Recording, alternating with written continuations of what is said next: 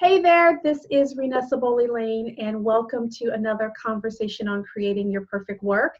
If you follow me, you know I am all about equipping you to discover, design, and get highly paid to do work that you love, whether that means radically changing careers, launching your business, or bringing a big idea to life. Let me just tell you, no matter where you are listening in from in the world, today you are going to be in for such a treat. Today's topic is how to build your network and the success will come. Now, let me be really clear. This is not about networking. It's not about networking. It's all about how do you cultivate a base of support that can help you accomplish anything that you dream about. And we're going to talk about how you turn adversity into opportunity. We're going to talk about leading by example. We're going to touch on a lot of things, but what I'm really excited about is you walking away with really, really golden nuggets on how to build a network that is going to catapult you in your career or your business.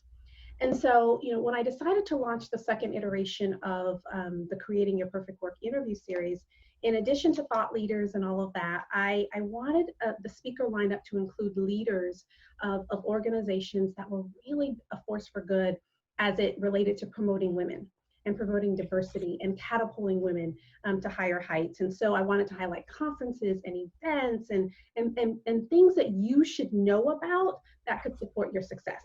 And so today's guest, Dr. Sheila Robinson, was literally the first person on my list, like the first person on my list. She's the first person that I called. And so when I say that you are in for a treat, I mean that you are in for a treat. Get your pen and paper handy and let's roll with it. So first of all, welcome, Sheila. I'm gonna tell them a little bit about you, but I've been talking for a minute, so I at least wanted to enter you formally into the conversation. So welcome and thank you for sharing. Thank you, and hello everyone, and thank you for joining us. So here's the formal stuff. Okay, Dr. Sheila Robinson is a celebrated publisher. She's a leadership author. She's a speaker. She's a talent innovation specialist. Her company, Diversity Woman Media, is recognized nationally as a leading multi-platform enterprise with program offerings that advance all dimensions of diversity and inclusion. So she publishes a magazine, which you should get connected to. She hosts a conference, which you should attend. And during her 14-year career with a Fortune 100 company, Dr. Robinson rose from working on the factory floor to the executive office. Ultimately directing communications for a $6 billion division of a global chemical company. Dr. Robinson is the author of 2 books. The first is Lead by Example, an insider's look at how to successfully lead in corporate America and entrepreneurship, and Your Toolkit for Success, the professional woman's guide for advancing to the C-suite. So the woman is bad, okay? But let me tell you why I'm such a raving fan. It is very rare that I meet someone and think, oh, I wish I had your superpower. But as you will learn in this conversation, I wish I had Sheila's superpower. And I first met Sheila, she doesn't even remember, but I first met Sheila years ago. I was at a welcome reception for the Diversity Women's Business and Leadership Conference, which Sheila hosts. And not host, this is her thing. She founded that conference. This is her baby. And so I was there as a coach, as a speaker, all of that. And it was the first time that I was at that event. And then the night before we had a reception. And so she comes up, and mind you, there are countless people that make this event a reality. There's lots of speakers, lots of coaches, there's lots of honored guests in the whole nine. And so she comes up and she says, "Hi, Renessa, I'm so glad that you're here." Now, we've never met. I've never spoken with this woman. This is her thing, and there's countless people around her. And that's the way a leader should be. She should, that's how it should be done. But we all know that's not how it's done. But Dr. Sheila will make you feel like you are the most important person in the room. She had so much gratitude and grace for every single soul that brought that event together. And I will say it left such an indelible mark on what I thought about her, what I thought about her event. And fast forward several years after, whenever I have the opportunity on my own dime to fly all the way across the country and support her event, I do it. It was that much of an impact. And so when I think about women who are a force for good, this is a woman that I am just delighted to highlight. More than that, I marvel at the light and the energy and the talent of women that surround her, trailblazers in their industries who literally will fall on the sword for Sheila and do whatever she needs to advance that vision. And so I wanted her to share how she creates that, who you have to become and who you have to be and how you have to show up at the marketplace so that I can learn that and everybody else on this call can learn that as well. So that's the real skinny as to why she is my honored guest. And so I again want to officially welcome her and thank you for being a part of our series today. Well, thank you, Renessa. And I mean, I am a huge fan of yours. Your presence in any room, you're the shine in the room. And I too have been following you before we actually met. And when my team told me we had the honor of having you as one of the coaches, I was like, no way possible. So trust me, there has not been a time you have been in attendance that I did not make know who you were or of you, because your gift, your talent, what you bring to the table, but your beauty, you magnify a beautiful black woman. And that is, I'm like, she could be a fashion model, she could be the Oh, CEO of a company, or she could be the president of the United States. So that is the type of presence that she has. I appreciate that. Thank you. So today we're going to talk about perfect work. And I always open the conversation because it's important for listeners to be able to see and hear and feel what perfect work looks like. And when we talk about perfect work, we're not talking about everything is easy, that it's not without challenge, that it always goes according to plan, that it's not without risk, right? That's not perfect work. Perfect work is that that this is the career business that you were born to do. This is the mountain that you are meant to climb. This is the contribution that you are meant to make in the world. And so as you think about the work that you're doing now, Sheila, this iteration of work, and we'll talk about what that is in a moment. How do you know that this is your perfect work? Yeah. Well, I think that I know this is my perfect work because it's always been a dream of mine to help people. It is something in me that since as far back as I can remember, and I have been an entrepreneur plus woman in the workplace for 30 plus years. Mm-hmm. And every single one of those years, I've always been fascinated about telling people, oh, you can get that job, or you can get that interview, or you can do it. And I've been the biggest cheerleader to anyone, whereas corporate America, just building wealth. And then I've always had this fascination about reading magazines. I've always loved magazines. First of all, I don't have a lot of patience in time. And so I think I like them because they're quick reads. There's some people that can just fold up with a book and be in heaven. Mm-hmm. And I love magazines. I like the glossy pages. I like the pictures that pop off. And somehow or another, I came up with a vision to tie both of the things that I love doing. One that gives me purpose to help other people go out and make more money and make and help people see that their potential is much greater than what they think it is. And then to tie it in with the love of magazines, it was just a fascinating journey that I self-taught myself everything. And that's why I know that is, like you said, love the work that you do, because when you know that you could do something and you're not getting paid for it, you could do it 24/7 and still have the passion and drive. You're creative, you're visionary, you constantly come up with ideas to innovate this platform or to keep it alive, sustain it. Then you know that you're walking in your purpose and work that you truly love. Yeah, I think that's awesome. What I love about your story is that you've always had drive, and you've always had a sense of excellence. And this was kind of on the back end before we actually started filming here. But you had humble dreams when you started, and so tell us briefly about what you wanted to do professionally as a young woman, because I think sometimes people need to hear, man, what's possible? even if initially it was never even in the, like it wasn't even a conception, right? The stuff that you're doing now. But share with us a little bit about, as a young professional woman, what you thought you were going to do, kind of what your ambitions were, because I think so many will be inspired by that. Yeah.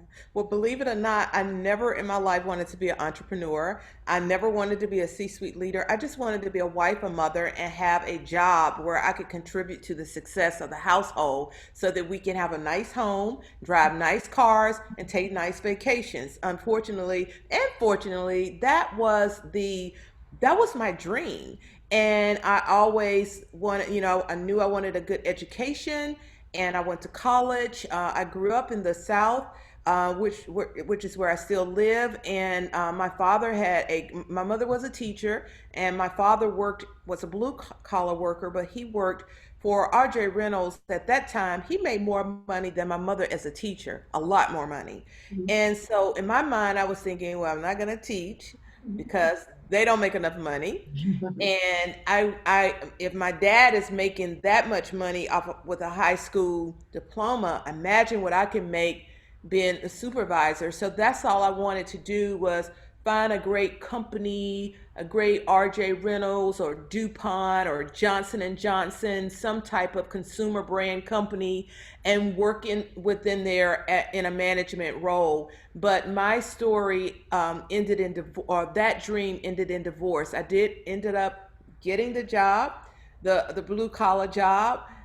It wasn't in management, but I made great money. When I got married, I did get promoted into a marketing role. So I did, I never was in like a leadership supervisor on the floor.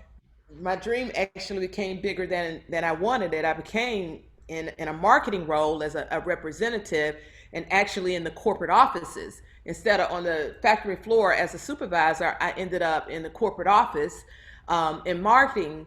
But my marriage did not survive, nor did the organization I chose to work in. That organization, the textiles industry, died, and I lost them both. So I lost both of my early dreams, but that resilience that we all have buried down inside of us just took off. One thing happened after another, and here I am today. But I'll allow Renessa to ask me questions on how she would like me to answer that. So what, and I want to reiterate and park there, because we all get to places in life that are dark places, right?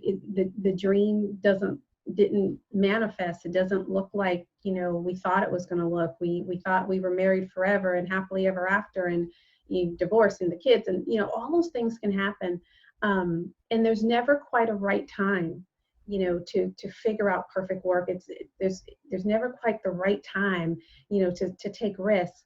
But let's fast forward a little bit, because you had people in your life who advised you and even helped you to pivot into that market and space where you really did start to find some of your genius and do amazing things, working with Sarah Blakely and Spanx, and really doing some incredible things in the marketing space.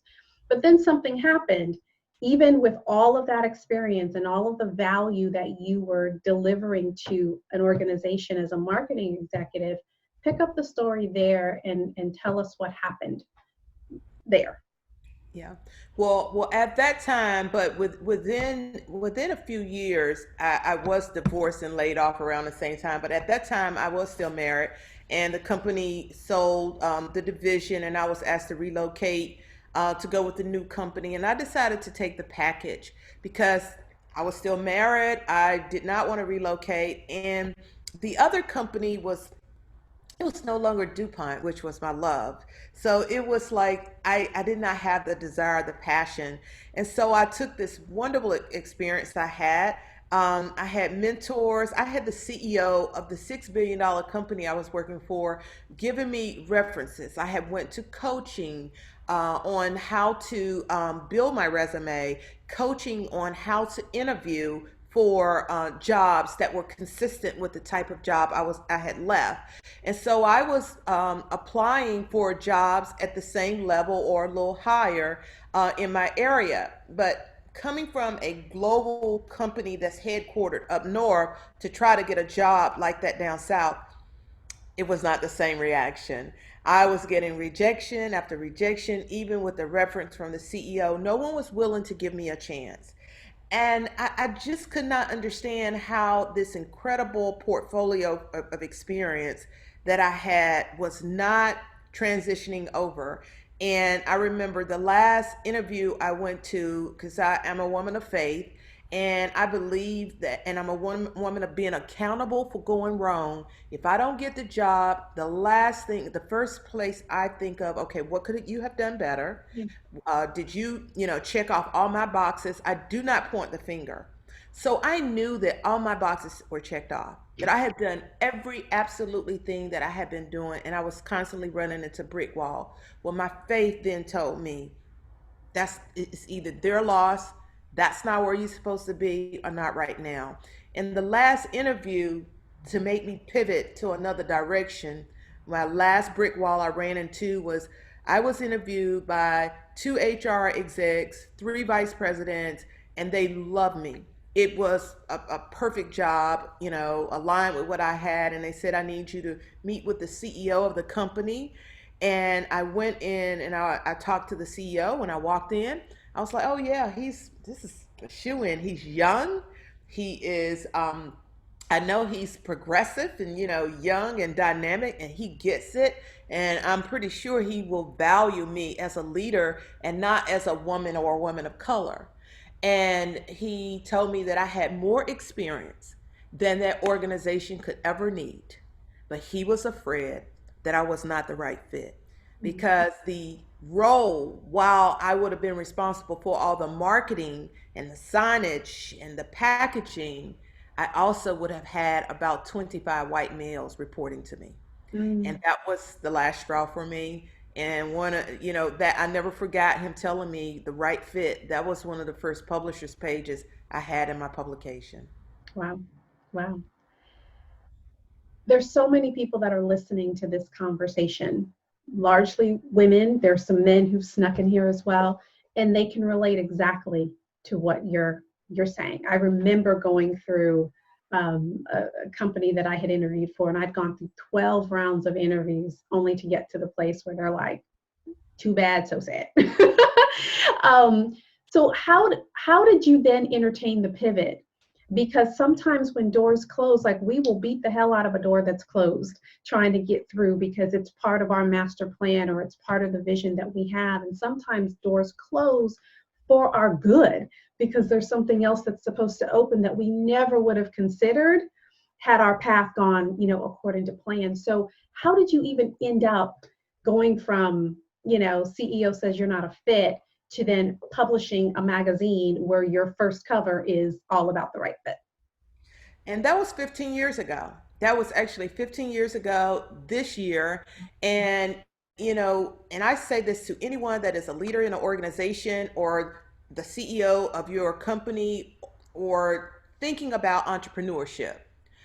I was sharing with a friend that is an attorney, and someone who I looked up to, and we were having coffee in Starbucks, and I'll never forget it.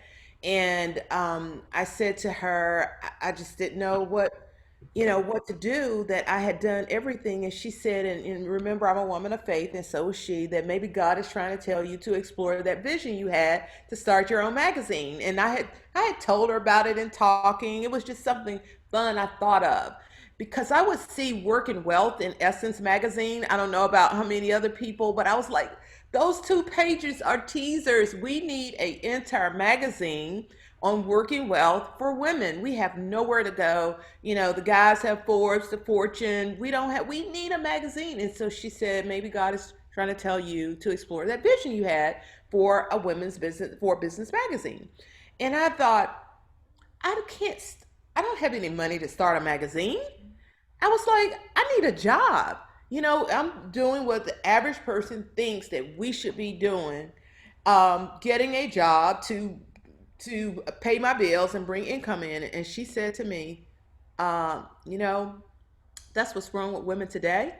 She said the first time when we get a vision, the first thing we think about is why we can't do it. when a man has an idea, the last thing he thinks about is where he's going to get the money to do it. She said, besides, I told you to explore it. I didn't tell you to do it. Wow. And I was so, I mean, it was something about the way she said it. I actually went home and discussed it with my then husband, and he said, again, doors opening. This was a surprise, but he said, "Wow, I'd really like to see you doing something like that." Yeah, I support it, and it was because I didn't even think, in all honesty, that it was going to materialize to nowhere near where it is, or materialize at all. I just needed something positive to focus on. The rejections from the job hunt had me down at an all-time low, and I just needed something fun to lift me up, and I really was doing it for fun. Wow. What I love about this story, and the point that hits home to me, that I certainly want to drive home to people that are listening, she didn't say to do it, she just said to explore it. And for a lot of you listening on the conversation, there's something in your heart that's been whispering and tickling. And it's not necessarily about just jumping out and starting a business, or, starting a movement. It could simply be a pivot or a shift, or a space that you want to elevate in the workplace or in the marketplace. And the takeaway from this is explore it. There's a lot less risk in putting a foot out there and making a phone call, or asking a question, or taking a class, or putting your hand in the ring, or whatever it is. Explore it, because 15 years later you might be the publisher of a magazine with a renowned conference that edifies and elevates and builds up hundreds and hundreds and hundreds of women at every conference. You never know what exploring, where that will take you. So fast forward to you've started to explore. Where's the first pitfall for you? Because one of your superpowers is turning adversity into opportunities and all of that. So when you think about pivotal points in the evolution of your perfect work, where was one of those pivotal points for you, and how did you step through that? Where adversity came in. Mhm. Well, first of all, when I started this thing, this exploring, Yeah. doors started opening like crazy, meaning every door I went to open, it flew open. And Mm, so before I knew it, 2004 rolled into 2008. And mm. in 2008, the economy fell out. Is that what you're referring to? Sure. Yeah. The bottom fell out. My phone wasn't ringing. No one was ringing. I was in the office. Um, I can remember going to my office and just watching people walking out with, at that time, fax machines and computers, cleaning out their office. It was devastating. And everyone was telling me, Sheila, print is dead. In 2008, print is dead. You need to go digital. You got us, the only way you're going to make it. There were some other in my ears. You need to go get a job, and I was kind of exploring, thinking about, do I? Because the only when I started my business, and this is something I always said, that I can always stop and go get a job. As Mhm. long as I have my health and strength, I'm going to see, is this the time for me to stop and go get a job? So I'm not against working. I was not married to entrepreneurship in no way. But at the same time, I found myself um, in a relationship that was ending. My marriage was ending Mhm. also. And so both of these things were happening at the same time. And the pivot that I took, I just don't even know how I took this pivot, but I ended up in a place of peace and solitude, and I decided to restructure my business. I had remembered some things I was privy to while I was in corporate America, and I understood marketing. I understood the business components, and so I strategically came up. I just redid my entire business model. I flipped the advertising side, and it became 20% of my revenue structure. and my events and other product offerings became 80%. And my business just took off. Not to mention it was always hard, during that time. It was always hard, us coming back up and recovering from 2008. But I can remember one time I said, okay, you did the pivot, you did Mhm. the reconstruction, things are okay, it's still not moving fast enough. Maybe it's time to just shut it down. And my phone rang, and it was Dr. Maya Angelou's office. Mhm. It was Dr. Maya Angelou's office saying, "Hi, Dr. Angelou has decided that she will be on the cover of your magazine." And I was like, okay, we're not closing anything Yeah, down. with the co-shop not this month. Not this one. And it's amazing how one thing, my experience getting to know her talking with me, drinking coffee with her at her kitchen table out of her china, her speaking at my conference, that relationship, that one thing led to her eventually speaking at my conference and sending me. I have a self autographed portrait of her in my living room. That days when I'm down, days when I ever think, is this the time to shut the door, I could go look at that picture and see that self portrait autograph Mhm. and remember her words when she presented to me. Mhm. Do not stop the work. Wow. Wow. Oh, I love it.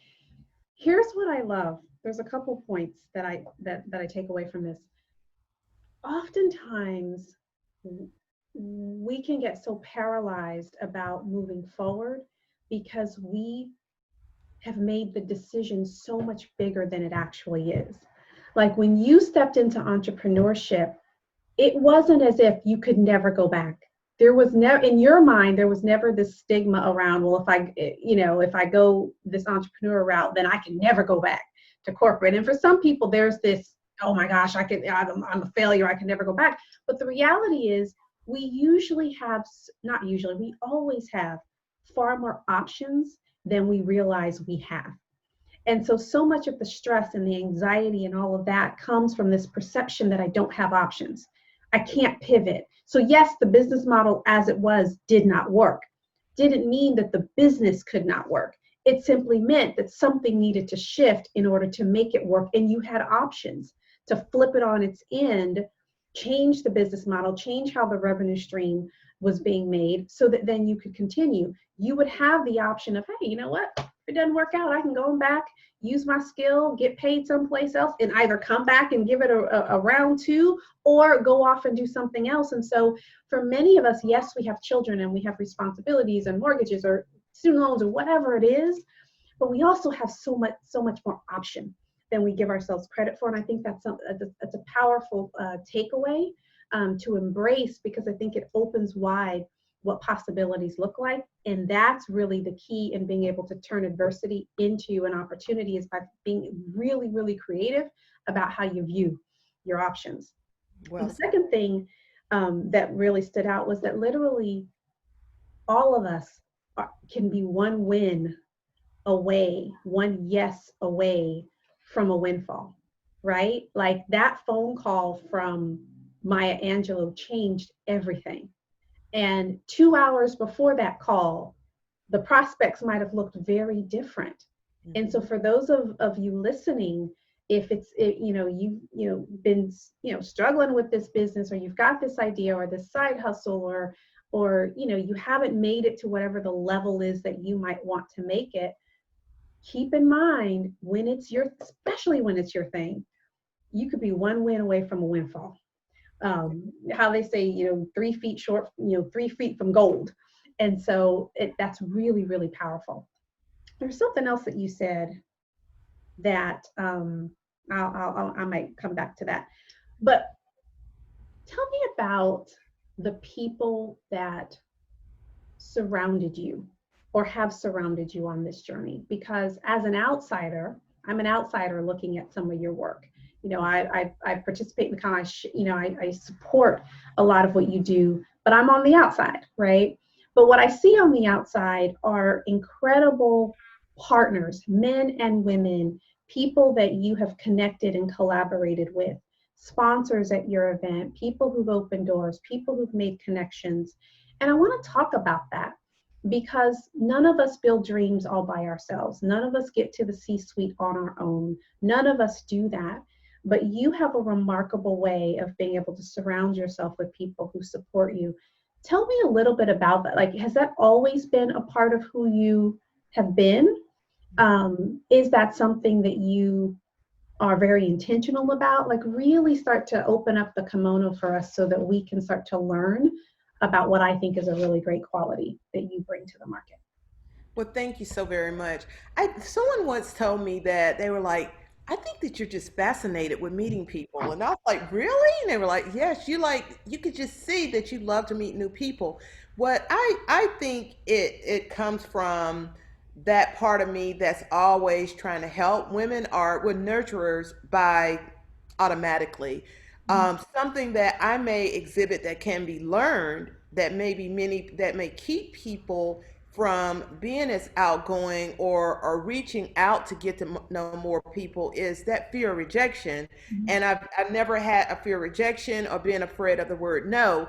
And sometimes we are so reserved and we keep ourselves so closed in a space that we don't open ourselves up to get to know other people unless we somehow or another, they are in that immediate circle. Mm-hmm. And then I have an eager to learn. Mm-hmm. I'm hungry for knowledge. That's how we as human beings innovate. Every time we learn something new, we become a new and different model. Mm-hmm. So how can you not, if you're not reading books, taking workshops, you can be online. I mean, 15 years ago when I started my business, I didn't have access to Google. I think we may have had Yahoo, but Mm-hmm. not to where you can receive knowledge digitally now. And so I'm always seeking to learn about people and learn more about how I can be a better person. And I think that you have that opportunity when you get to know others. Now, there are some dangers there too, because there are people that solely exist to their opportunists Mm-hmm. to take advantage of you, but that's okay because in life, whether it's in your family, in your workplace, in your business, with your customer, you have to learn how to manage relationships. Mm-hmm. And so if you try to develop skill sets that help you manage relationships, whatever relationship they may be. I have a daughter, and I talk to her on the relationship that she has with me and share with her how important that is, because this is the relationship you're going to have with a significant other, with a person in your workplace, with a friend that you meet. It's not going to change because eventually you are going to have, a bad day, or maybe, respond not in an appropriate way. So it's best to practice great relationship skills and exercise, having, emotional intelligence. Dr. Maya Angelou said, you don't know a person until you catch them in an airport and they lost their luggage. That's one of the things that she says. So, that's why I'm not fearful of meeting people, because I'm constantly working on developing relationships with all kinds of people, and just and I have a philosophy that when I do meet some people that mean me no good and or may cause me harm, a philosophy that I always tell myself is what someone else says or does is a it's what someone else says or does is a reflection of who they are. What I say or do, how I respond, and what I do is a reflection of who I am. Mm-hmm. And so it's important that we don't allow the negative forces that are out there in the world, some in the workplace, some in our families, become toxic to us and cause us to shut down and not be open to going out, meeting new people, and developing healthy relationships that can become lasting relationships to help you in your journey. Perfect. Let's unpack that a little bit because there are folks who might be listening who think, well, that's great for you. Maybe you're an extrovert, or maybe you just like people. I'm an introvert, or I'm shy, or I'm insecure, or what have you. And I believe that relationship skills can be learned. right? It's independent of personality type and personality style and those kinds of things. But for you, one of the things you talked about was just not having a fear of rejection or being told no. And for a lot of women, especially when it comes to stepping out and creating your perfect work, it's always so outside of the comfort zone. There's always a leap from where you are to where you want to be. It doesn't matter how successful you may have, whatever that success point is that you're starting from. And so for you, how do you manage, in your mind, or even what's your frame of mind, your philosophy around rejection and being told no, because you get rejected and you get told no, and so what's your perspective around that keeps it healthy and keeps you moving on to the next thing? Yeah, I think that we have to realistically look at the life that we have, that it is momentarily. And what I think I told myself, one of the things that helped me tremendously, I got to a point in my life about where I was wanting to take risks and try and not be afraid of rejection and no's, that it was more frightening to me to have this vision of this starting this magazine and ended up on my deathbed asking myself, what if? Well, So I tell people, get rid of your what if. Do you ever want to sit back and ask yourself, what if I would have asked and I would have ended up with Oprah? mm, What if I would have asked and got the job? mhm, What if I would have asked for the dance and got the husband? I mhm, said, get rid of the what if. So that desire to get rid of that what if mhm, has to be so much greater than that fear of no or rejection. So mhm, for me, I was on a mission to say, hey, one thing I'm going to be able to say, I never have to ask myself, what if I tried? Because I tried. I have, and so success, that's the success. So even with Diversity Woman now, if we tomorrow I am working somewhere totally different, I have already accomplished my goal. mhm, My success in starting Diversity Woman Media was to get rid of the what if. mhm. I've gotten rid of it. Yeah. So that is how I am not afraid to pick up and call my next salesperson or to ask, can I have my event here? Or to go and say, let's build this innovative, website. Those no's don't scare me Mm, because those no's are so much less than the fear of the what if that makes sense. no. But that is how I manage that. Your desire to accomplish whatever goal you're out to set has got to be so much greater than the no. And then I look at a no. A no for me means, okay, I'm either talking to the wrong person, especially when Mhm. it comes to business. I'm Yep. talking to the wrong person. I'm not ready yet. I need to go back and fix up some things, or it's not my time yet. So that's another thing. I never look at a no as a negative. It's not a negative word. Mhm. It's a word that just shares with you, okay, I got to do more. I'm either talking to the wrong person or I need to do more. So I don't look at it as a negative word. Oh, I love this. Okay. Oh, I like that. I like that. And here's why I like this. Because I'm a firm believer that a no is never a stop sign to the dream. No is really just direction, right? And the way you lay it out, it's either maybe I'm talking to the wrong person. Sometimes the folks that you're talking to don't have the authority to get what you need to get done, or they don't have the resourcefulness to get what you need to get done. Sometimes you are not ready.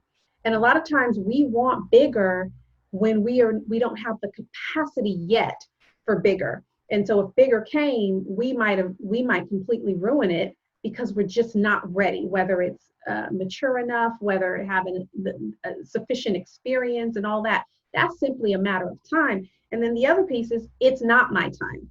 So I could be ready, but maybe there are other forces, other situations, other circumstances that need to come together such that you really get the fullness of whatever it is that dream happens to be. And so the biggest challenge for women, and it was funny, I was having this conversation with women in my my academy last week, It's so important to trust your vision. You've got to trust what's been laid on your heart. You got to trust what's been laid on your mind because it resonates with you for a reason. And when you don't trust it, it's 1 foot forward, 1 foot back, 2 steps forward, 1 step back. You're going north and south at the same time. And if we're not consistent, doesn't matter if it's the perfect work or whatnot, we never get there, not because we didn't have the ability, but because we were not consistent. And for folks who are really high achieving, sometimes we're not consistent. We go hard charging and then get frustrated and then we're done. And then not realizing then you've got to build that momentum back all over again. Right. And so I love the reframe because I think it's so important. First step for most of us, when you get that vision, whatever it is, you've got to know it's yours. There's a Exactly. reason why Dr. Sheila wants to do a magazine. That ain't my dream. Yeah.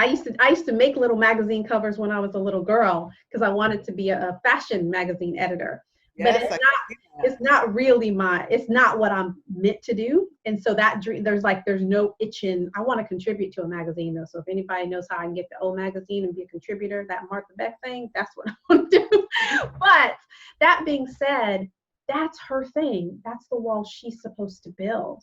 And all of us listening, there's something you're supposed to build. There's a nonprofit, there's a community you're supposed to serve, there's something that you're supposed to do, and it doesn't leave. And you got to own that because then it'll allow you to do exactly what Dr. Sheila said, which is really reframe and manage those no's so that you step over them into the space that you're supposed to be. I love that. Thank you. Let me ask you another question around the relationships because, again, because I really think this is such a superpower for you. A lot of times, there's lots of people who meet lots of people, right? You go to a conference, you exchange all these business cards, you might get on LinkedIn and y'all friend each other or whatever, but the relationship really doesn't have any depth or root. So you don't make any deposits, so you can't really make any withdrawals. And again, what I see in you, the people who support you, they're supporting you because there's depth and there's richness in that connection. Everybody's busy, so it's not like y'all are girlfriending and hanging out and doing lunch all the time. So how do you manage your relationships in a way where in all the busyness of life, yours and other people's, you're able to cultivate the relationship so that when you do have a need or you do have an ask, people are willing to put their names on the line for you.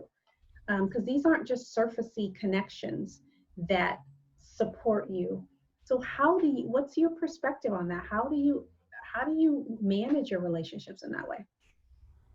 Well, it's such a huge blessing and, just fortune, the way that you have described it. I haven't never looked at it like that. But you're right. There are many people that have come out and supported and invested in me and my cause and, at no cost. And that's priceless. Mm-hmm. What I think, if I had to guess, is back to I'm always trying to help people when I meet people. I'm anxious to hear about them, and I think that I do offer myself up. I think that I'm always trying to figure out a way that I can help somebody else accomplish their goals. And then when they find out what I'm doing, and I was like, well, hey, why don't we? And so if there's an opportunity, trying to create mutually beneficial relationships, it's amazing. Mm-hmm. When you try to figure out what's the win-win, and when I say the win-win, there with no money exchanging, if someone has a need to get across the bridge and you're going there anyway, hey, come on, I'm going anyway. It's no going out of my way. I can help you anyway, and then I try to connect others. I try to connect others to create that success. Well, if you're looking for that, have you ever heard of such and such? I even offered help to Dr. Maya Angelou. We cannot think that we're talking to someone and because maybe they are at a whole different level, we think that you have nothing to offer them. But I did to her, I said, I am so grateful for experiencing this, having you be featured on the cover of my magazine. How can I help you? Mhm. What can I do for you? Pick your laundry up. I don't care, you know. And she said, thank you for asking, and I'll let you know. Mhm. And so always see where there's opportunities to support others, and to create win-win opportunities, and make those deposits, like you said, make those deposits so when it's time for you to make a withdrawal, you will. And don't take advantage of situations, because I remember I met someone that knows a superstar, and we were having dinner, and we were da da da, and they were like, well, do you want me to ask this person for you? And I was like, would you do that for me? And he was like, yeah, but a few days passed, and I called the person that I was having dinner with, and I said, you know what? I can't think of anything mutually beneficial to why this person would want to take time out of their busy life, out of their busy schedule, to support me. Can you hold that ask until a situation presents itself?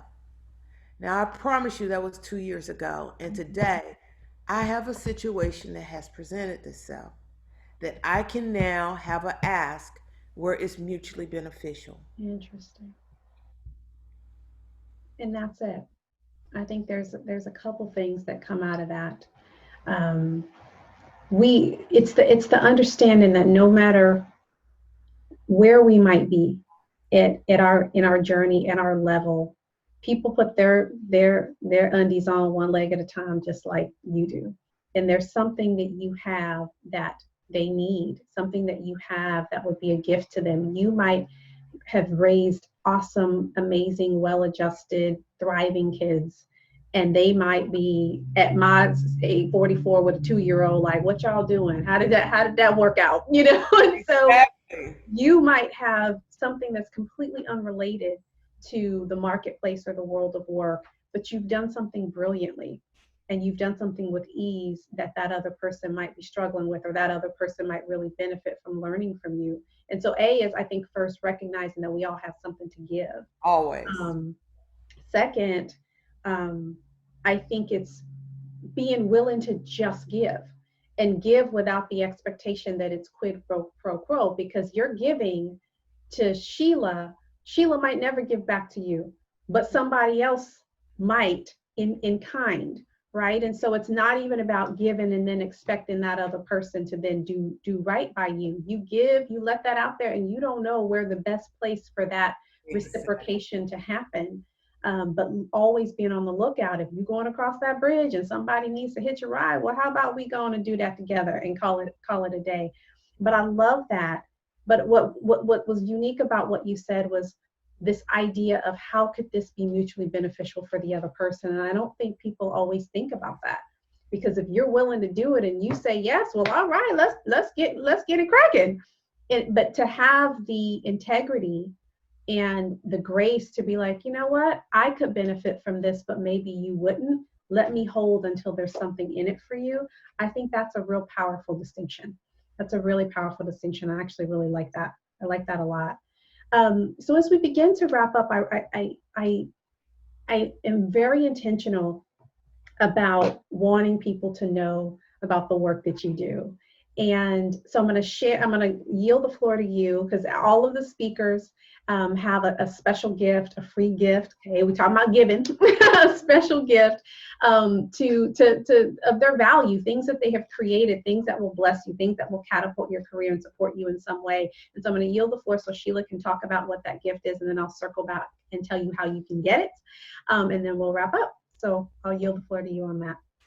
Yeah. So I do want to close and say all the listeners that one thing I think that is very important, whether you are an entrepreneur, whether you working corporate, whatever you do, I encourage you all to define what success means to you.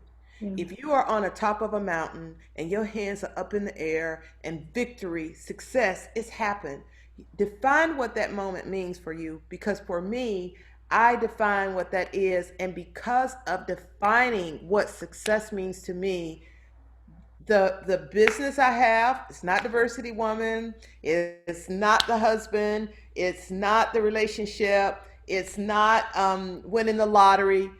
What I define that top of the mountain is healthy, happy, and at peace. Mm. And if healthy, happy, and peace is how I define success for me, then what are the disruptions, the COVID, the 2008, all the disruptions and all the negativities, it will make you hit a reset, reimagine, and just figure out, okay, where do I go from here? Because even when COVID happened, as much as I had built into my organization, it was the most successful year for me. I cannot tell you the amazing things that was happening scheduled for me in 2020. It was my year for an Oscar. 2020 was my year for an Oscar. But because I had already defined that this was not what success was for me, I was able to hit reset, reimagine. What do we need to do to get to healthy, happy, and peace? Yeah. And rather that was, I'll be honest, I did look to see, okay, what job would I have? Mhm. But where I came back was to doing to back to giving, to helping my customers and clients, and said before I do anything, I'm going to be here for my customers and clients because that's where I want to be, to serve them. So please define what success means to you and do not make it anything tangible. And what I have as a giveaway can help you do that. It's called Lead by Example. It is a book. It's not only my voice, it is voices of other entrepreneurs and other women that worked in corporate America. And it will help you set the direction for where you want to be with your goals, the type of leader you want to be, the type of leader that you are. It'll talk about turning adversity into opportunity. It talks about how if you are a woman, women of power, how we influence our dinner tables and we determine how our children go out into the playgrounds and the schools, and how our spouses and mates go back into their workplaces. So women do have power. And it also talks about building the network and how the success will come. And whether you are a businesswoman or an entrepreneur, you are a leader and a powerful force to drive, innovation and advancement for our families, our communities, our society, and our world. Awesome. And so take advantage of this. So it's someplace on the page, I don't know if it's going to be up, down, probably down. It's going to be down. You'll have a link where you're able to access this Lead by Example, the workbook, and she's giving you the entire workbook, which is The really, really book. the book. She's The giving you the book. entire book, which is really, really valuable. So you're going to click on the link, you'll enter your name and your email address, and then you'll be able to get immediate access to it. What's even better than that, though, is that by doing so, you then get connected to Sheila's community. You'll learn and hear when the next conference is announced, whether it's virtual, whether it's in person. You'll hear about the content that she's bringing in. What's amazing about her community is that she is so connected to so many trailblazers, women who've done incredible things both in the workplace and in the marketplace. And so it's being in that company that you then get to elevate yourself. And part of the goal for this series is to showcase places where you can go and get fed, showcase places with people who think like you and dream like you and have vision like you have, so that you can begin to create your own tribe. And so if for no other reason, the book is the cherry on top, but for no other reason than getting connected to her community, put your name and your email in there and add to her stuff, and follow her. So it has been my absolute honor. Thank you for your humility. Thank you for your authenticity. And thank you for sharing your life lessons with us. We are all better for it. And so for everyone listening, we honor you. We love you. We wish you well, and we'll see you on the other side. Bye-bye.